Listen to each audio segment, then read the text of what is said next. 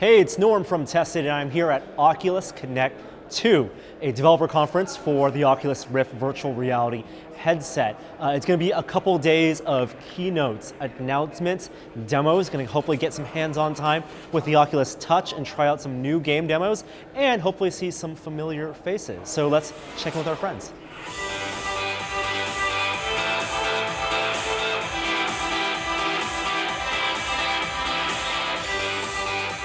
We couldn't be at an Oculus event without chatting with Nate Mitchell, VP of Product. How you doing, Nate? I'm good. How are you, man? Doing great. It's great to be here. Great to talk to developers. Just saw the keynote presentation where you guys made a few announcements, but talked about not a ton of new hardware because we've seen the CV1, we've tried it on. Yep. But I did want to ask you both on hardware and software side. Your expertise, a lot of it's in the software, the environments, the interface. You guys have content partners now. So Oculus Cinema is now Oculus Video? Yes. So we've expanded Oculus Cinema to become Oculus Video. Basically, we had a lot of content partners who were really interested in bringing their content to VR, right? We were seeing huge amounts of people use Oculus Cinema on the Innovator Edition. And so we got in touch with Fox and Lionsgate and ended up bringing their premium movie content in. We've got Vimeo content in there now, which is pretty awesome. You can choose from, I think, over 9,000 like staff picks, which is great. And we've added Twitch, which is my personal favorite because I'm a big Twitch fan myself. And coming in the future, you got Hulu, Hulu and TiVo, I think, are making their own applications, and Netflix as well is bringing Netflix VR. So how are those experiences unified in there? Because cinema, as you guys designed the environments, you had several cinema rooms. It works when you have partnerships with 20th Century Fox and Lionsgate, where you're going to watch big screen content in a virtual big screen environment. For something that's web stream, where people are going to record in various different qualities and upload, where how is the content curated and what are the environments you're going to be able to watch? So we're curating the content alongside our content partners. For each of the different basically content partners, for the most part, we're still working this out, but we have different environments. A great example is Twitch. So with the Twitch environment, you actually have this kind of like purple room. We showed a screenshot of it in the keynote. And you're going to be able to sit down in there. And actually one thing we didn't talk much about in the keynote is that we've turned on social for all of the Oculus Cinema experiences. So now not only can you watch Twitch, but you and I and Will and Joey can all watch Twitch together in VR, the same channel. Along with other people already in the chat channel, they'll experience it with text. How are the other Oculus users going to share the experience without avatar based? So we have avatars that you can choose from, and you drop in, and we have VoIP with head tracking, obviously, and spatialized audio. So it sounds really good. So imagine in the Twitch room, we're kind of sitting around this couch. We're slightly angled so we can see each other. And it's a really fun experience. It's like that Ready Player One description where you go in someone's arcade and go in there. Who gets the best seat? You. Okay, so it's like everyone sees it's a pretty small couch, but in their middle seat. No, you actually are in a seat, but all the seats are pretty much the best seat in the house. Got it. It's not like an infinite theater. No, at least not for some of the environments we've added. Like Twitch is more of like a living room. And so those environments and the way the content partners are programming those will kind of determine what the social experiences will be like. Just from the actual physical, how many people can sit in a room. So how they can communicate. And I think the demo we have here at the show is I think 5 people, but actually here at Connect you can go try Gear VR. We'll throw you into a space this afternoon with multiple people for you to check it out. Now I mentioned arcades. Arcade is something you also announced. Super excited about arcade. With Sega, how are you going to play those games and what are those game experiences like? Are you going to walk up to a cabinet and see a small screen? So it's not so much walking, but what we've done is you drop into this arcade environment sort of like cinema, and you actually pick from sort of the publisher of the games that you want. So for example, you might pick Namco Namdai. What is it? Bandai Namco. Bandai Namco. Sorry. And then drop in, and you can actually select your machine from a variety of machines. It's again pretty cool. It's really inspired by that Ready Player One experience, where everyone's in Oasis playing their games together. We wanted to bring that to life, and all the games work really, really well for a gamepad with a gamepad. When you're designing that environment, is it teleporting? Is that the solution? It's teleporting for right now. Yeah, we found that to be pretty effective, and you kind of just like look at a machine that you want to play, click, and you jump straight to that machine. I mean, it's the best analogy right now to kind of explore a big virtual space when you're either not moving yourself and you have rotational movement, or even if you have positional tracking, you're walking in a small interactive space. Like Epic's demo. Like that first person shooter. Bullet Train. You're pointing at places and teleporting between them. And then interacting and doing sequences. Absolutely. We're seeing a lot of that from the community. This sort of like warp and teleport mechanic, then you're sort of in the right direction, facing the right way. Myst got it right. Yeah. Right? Except it's now fully interactive. I love Mist. Yeah, so yeah, we're seeing a lot of that. Bullet Train is a great example of it. It's also one of the most fun. They have this really neat like animations and effects when you're teleporting between spots. It makes you feel pretty powerful. Awesome. Now onto hardware. Yeah. We've tried on CB1. There was a great panel yesterday about the hardware, what it took to get the fabric and the IR lights and everything. Yeah. Comfort is a big thing for you guys. Huge thing for us on Rift. Right. What's there left to do on that? Are you guys pretty close? Rift is pretty much baked at this point. I mean, we're in the manufacturing phase. Obviously, we have to be if we're headed to the consumer launch, in Q1. So things are looking good on that front. Everything says 2016. In terms of, because you can't make announcements now, what's the order in which you guys are going to make the announcements? Like in terms of pre-order first, then some touch hardware, then the dev touch. So we don't have any announcements to make right now, but we will be announcing pre-orders soon. Soon, okay. We'll stay soon. Touch, the video you guys showed, yes. I think you said you guys made 300 different touch prototypes. We were actually trying to figure it out. There's probably more than 300 at this point. When you include all the different prototypes we made around different ergonomics, different buttons, different thumbsticks, different ways to integrate, we were just talking about this before, constellation tracking into the product in a way that it felt natural and it didn't get in the way of what you wanted to do. It was a long, long road, but it was really exciting when we got something that actually finally felt natural. Are those lessons going to be able to project it forward to future hardware or even for developers to use? I think absolutely. I think it would be silly to say no. In a lot of ways, it's similar to what Abrash said during his talk about how you explore all these different spaces, and it's not this eureka moment necessarily that comes through. It's the constant iteration and evolution of your thinking that brings you to the right answer. And that's really exactly how we do product development in Oculus, and that's how we got there with Touch in a lot of ways. And speaking of Abrash's talk, it's a great talk. I think it's online, just like the challenges of virtual reality. One of the things he talked about is, you can put tracking markers on physical objects, keyboards, your coffee cup, your mouse, so you can see it or visually map it in the virtual environment. But that's not what virtual reality, at least in his mind, is supposed to be. It's haptics. You want to be able to feel a virtual keyboard without a real keyboard. I mean, what are the steps to get there? Are we going to want to track keyboards in future Oculus experiences? I think one of the most important things in his talk is really about 3D scene reconstruction. This idea of bringing the real world into the VR world with you, right? So that you can actually sit down at your desk and have your keyboard and your mouse, for example, in VR with you. And that works for not only rooms, but people too. So imagine, we talk a lot about, imagine having this whole experience together, like in VR, body language, eye tracking, mouth tracking. We are going to get to a place where we can do that, and it probably won't be like, my VR. First, it won't be my VR keyboard in VR. It'll actually be you and I. You can actually, I can scan my room into VR, and you can step into that room with me, and I can actually see your face, not an avatar of Norm, but actually you there. And that's one of the main things we're really excited about for the future of the platform. And that applies not just to your desktop in your office, but also living rooms as well? It can apply to anything. Okay. We're pretty excited about this concept of bringing that real world into the virtual. Now, so that's what people don't think about. The holodeck, you think of as an empty space, and you fill it with virtual objects. And I think maybe the demo you guys showed, video of at least, that best represents that is Oculus Medium, the sculpting application. Can you talk a little bit about that and how that's going to be used? Yeah, so sculpting, or Oculus Medium is a tool that we created. It's a new art tool, and we basically have this concept. Brendan actually summed it up well in the keynote, which is like, what is our creation platform? Like, we were messing with Touch, and so many of the experiences, people wanted to create stuff, right? It comes out of Toy Box too. People are stacking castles and building blocks. And so we decided to create almost what started as a sculpting tool for almost ceramics. And so you were able to get in there and actually shape the world with your hands. It's evolved a lot since then into Medium, and you can create all sorts of unique shapes and worlds and scenes.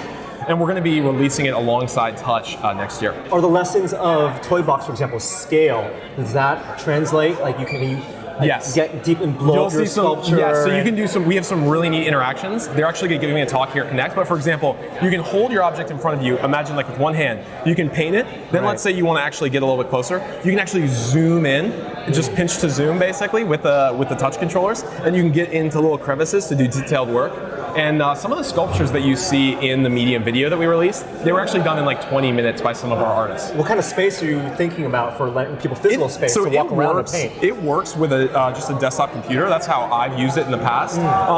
But one of the things we've been exploring is basically just having two, trackers, Rift sensors on the desks, and then taking a step back, sitting on a stool, and almost using it as if you were like sitting, doing ceramics. That's the kind of thing where positional tracking, near field VR really benefits. You can look around something at a close distance. Yeah. You don't obviously get that with just rotational tracking.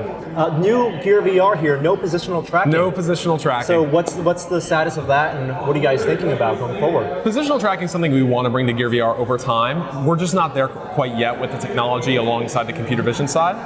And a big part of it is making sure that we're keeping the product affordable. We really want that $99 price point is super important to broad adoption. And again, we talk about this a lot, but part of our goal in this first generation of VR is making developers successful.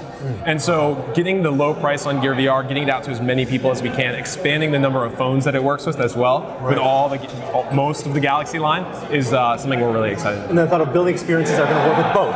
Yes, you can have absolutely. a positionally tracked Oculus video experience alongside someone who just has rotational tracking with a Gear VR or other type of VR device. Yes, absolutely. Very cool. Thank you so much, Nate. Always it's a great pleasure. to talk to you. Yeah. I can't wait to try out those demos. I'm looking forward to it. Thank Cool. you. Thanks, Norm.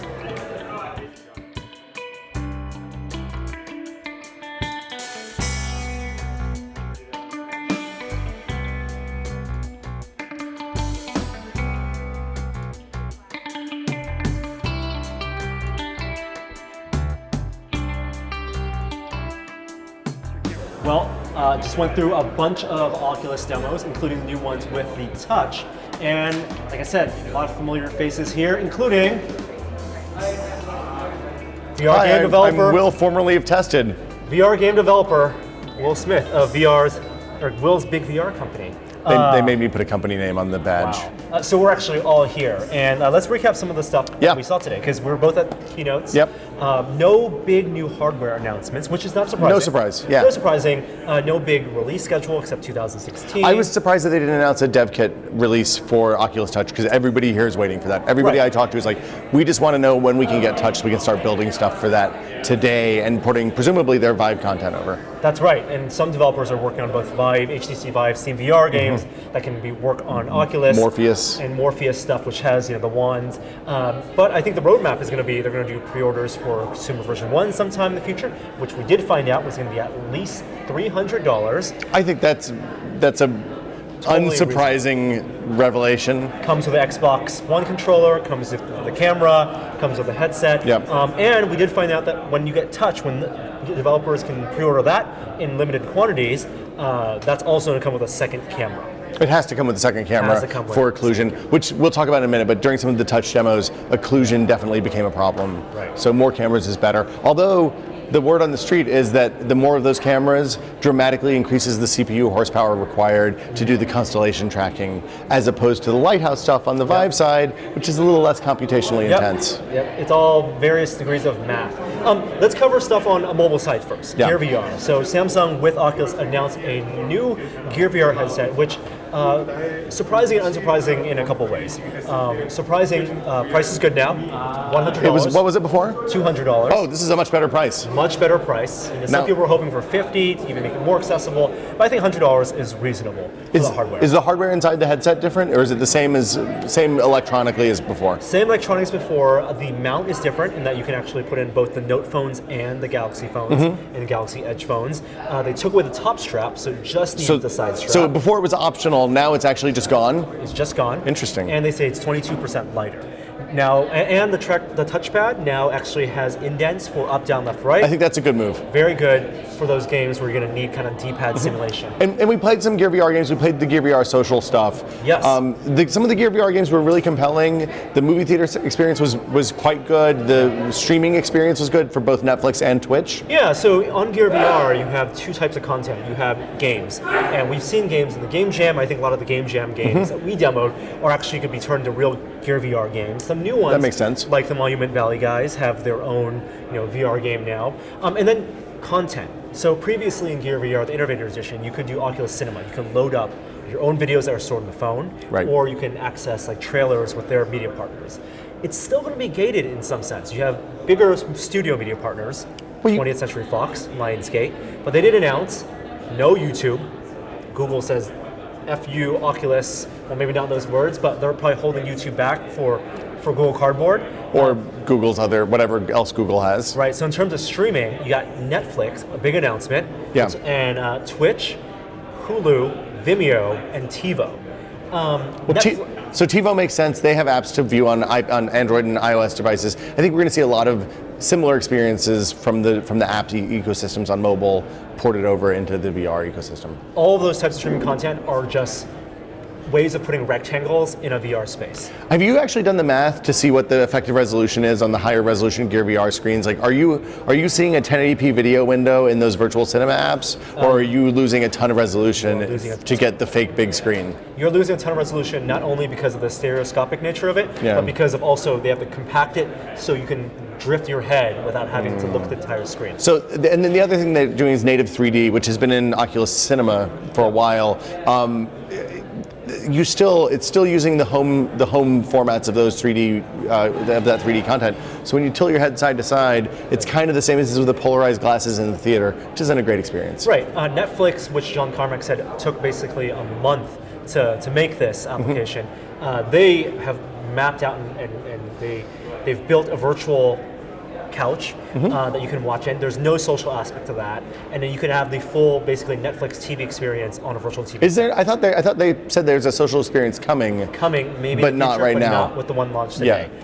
With Vimeo, you actually don't get access to the full Vimeo catalog. What? It is a curated with the staff picks and or Oculus's curation. So I logged into Vimeo. It's within the Oculus Cinema. It's not a separate app. Right. And then you just scroll down and it loads more. It's like cool videos, bro. No searching. No. So it's a deeper well of content, but not the kind of bottomless well that YouTube or even Vimeo on the web promises. What do you think is the reason behind that? Is that they don't want the Vimeo does contain a little bit of saucy content? I think they want to control. They want to wall off their streaming options. If you can let anyone upload something to Vimeo and broadcast it, then why need to go through studios and pay a fee? So previously you could grab MKV files that you had ripped for use, for on Plex or whatever, and dump them into the Oculus Cinema. Is that still there? You can still drop in your own videos, but this is streaming, and I think streaming is a big deal for this. Social, also a big deal. So you have these Twitch streams, and we sat in there and wore Gear VRs and saw avatars, floating heads. Yeah, so they're using the microphone on the that's on the phone, or one of the microphones on the phone. So most phones have multiples.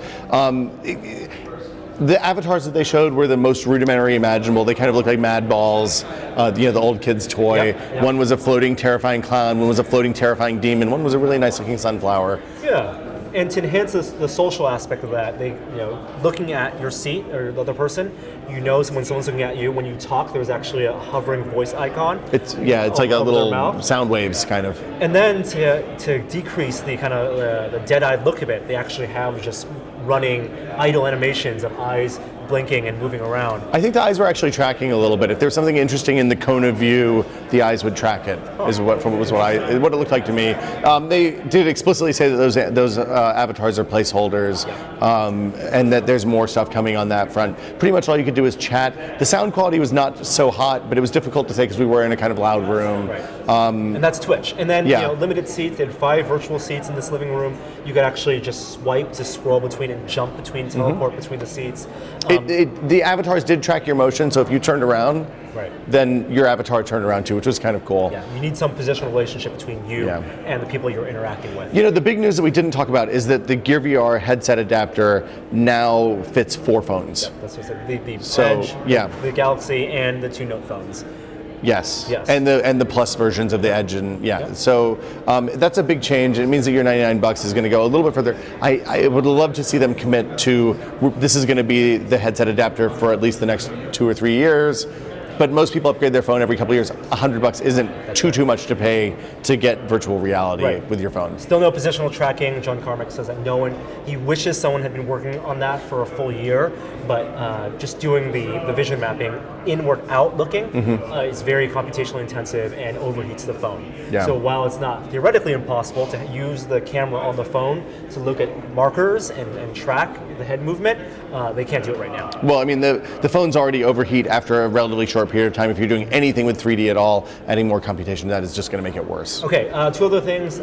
Henry, Oculus Story. This is the first time I'd seen an Oculus Story thing. It was really, really nice. Really great. A 10-minute experience where you're in the story. It's like virtual theater where there are people, it's a sequence, but they acknowledge you. Henry, the character, the hedgehog. Lightly acknowledge. At certain points makes eye contact, even though he runs through his sequence. So it's a very affable kind of cartoonish character. Looks a little Pixar-y or dream, like modern computer animation. It's definitely not the same kind of fidelity that you get with a Pixar movie or DreamWorks movie or whatever. But you have a really nice sense of where you are. And did you do that sitting down or standing? Both. You're standing for a bunch of it, and then balloons can fly over you. But they actually, and it's smart for them to do this, there is a mat on the ground that you can sit on to experience it, and they actually brought a physical representation of that mat in the real world to see that. So I think there'll be a lot of lessons we learned from Oculus Story, and they're going to have many more things to say about the tools and the workflows and how you actually tell a story when the viewer is a part of the experience. Then Oculus Touch. Games first. Hold on, we should make sure Oculus Story is in engine. It is not 3D 360 video, which is an important distinction because you can move your head around. You can interact with the environment a little bit. Yep. Anyway, Unreal Engine 4, and you can actually download if you're a developer those assets. I think it's on share. I don't think you have to be a developer. So Oculus Touch. Yes. Oculus Touch. A couple demos we tried. We both tried Bullet Train, which is Epic's new demo. It's just a demo. They're not making a game out of it, at least at this point. So they say. It was an interesting experience. It's the first time we've had a first-person shooter from Oculus in recent memory, and basically you kind of jump around to different spots in this world by teleporting. You can pick things up, you can interact with them very much like the London heist, and but it also has a bullet time component, which I thought was fabulous. Right. So we've seen first-person kind of shooter experiences in VR before.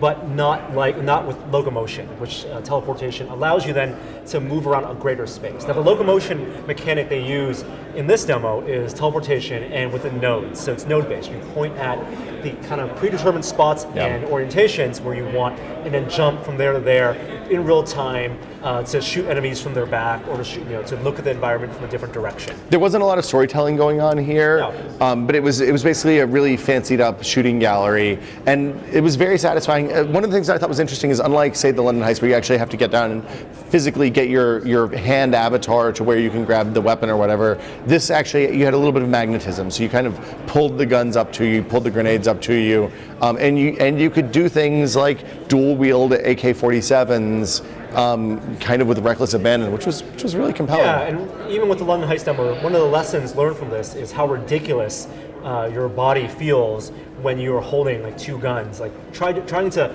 putting out your fingers and just going like pew pew pew pew, like they do in the movies, is not an effective way to simulate a gunfight. Well, so the thing I found really quickly is that you could either do one hand and aim like you would an actual weapon, or you could kind of do the John Woo thing and hold two out to the side and look down both sights and just, and that actually worked really, really well. Yep. That was a very compelling experience. It also showed another thing where they use the Touch SDK, which will give you the built-in virtual hands. So the virtual hands that we saw in Bullet Train were the same ones in Toy Box, because they'll give you the gestures, the finger gestures, exactly. the thumbs up, the pointing. So you can actually, point, teleport, and so you're not using like some other fake avatar. The other thing you could do with the bullet time, the interesting thing about this is, this and the next thing we're going to talk about actually both illustrate the number of verbs that you add to your world when you're using hand controllers instead of, say, gamepads or mouse and keyboard.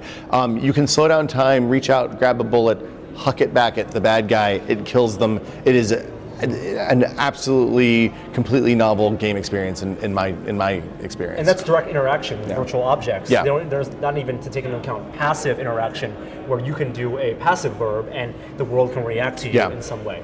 The other thing is the haptic feedback in these controllers. I didn't remember it when we saw Toy Box. There's definitely some sort of haptics. Seems like a rumble, but you get a little bit of a kick when you shoot. You get a little bit of a kick when you reload a shotgun. There were some interactions that use two hands. I did notice some occlusion when I was doing when I was reloading the shotgun with the pump shotgun. Right. I lost my hand and I had a shotgun floating out in space, or maybe it was the other hand, but I did lose tracking a couple of times, which is a little bit worrisome. We also did Job Simulator, which is from Alchemy Labs. Alchemy Labs, yeah. And they're a cross-developer, so they do HTC Vive and also Oculus. And it's interesting because they're not designing a game for a massive environment. It's standing, but it can be fun even if you're within just like a 3 foot by 3 foot environment and doing this kind of standing rotational motion. So this one, the premise of Job Simulator is that it's a future simulation for humans to see what it was like to live in the 21st century.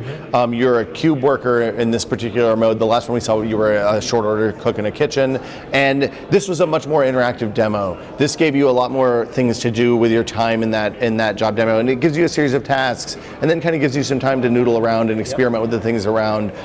It was a very funny game. Yeah, it's a sandbox with some direction. Definitely keep an eye out for that. We'll have more conversations with those guys. And then Medium, Oculus's big sculpting application, a creativity tool. So this is where I'm most excited. I love seeing productivity tools. We've seen tons of games at this point in game-like experience. We've seen a lot of kind of experience type things where you go in and you see something that may be impossible or really hard to do. This is a tool that I think you could probably use today, assuming that right export formats. And it in the same way that Tilt Brush made me think about drawing in 3D space differently, drawing 3D objects in 2D space differently, this gave you much more, it's a sculpting tool that lets you sculpt using your hands in a 3D space as opposed to, say, using AutoCAD or 123D Sculpt to manipulate a 3D object that is only visible in a 2D space. That's right. And both Tilt Brush, which is the Vive demo we've used, and Medium have different ways of translating basically what you're gripping controllers into tools, because you're not holding a paintbrush or it's a wand and this weird hook thing. Exactly. Yeah. So how do you translate those physical objects into actions? Whether holographic displays or actually just letting you put your hands on them. These are things we're still figuring out, and what developers will be excited to figure out. Well, so the interesting thing about Medium is the actual, when you hold the controller, you hold your hand in a neutral position, and in this case, the brush kind of came out. It's funny, I don't even know where the brush came out of the controller because it was kind of just poking out of the side. It wasn't important because my brain kind of dealt with wherever it was. Right. So it makes me much less concerned about the difference between wands and the weird hoop controllers that Oculus is using. I think it's just going to work out. When you see it in the world, your brain's going to know what to do with it, and it'll go. You could sculpt. You could add. Interesting thing about a sculpting program in VR is that adding content, as we both know, much easier in VR than it was in real life when we actually learned to sculpt. Yeah, a lot of cool stuff at Oculus Connect. We'll have more stuff from this conference on Tested.com. Until then, I'm Norm from Tested, and that's Will. I'm Will's Big from VR Company. Will's Big VR Company. See you guys next time. Bye.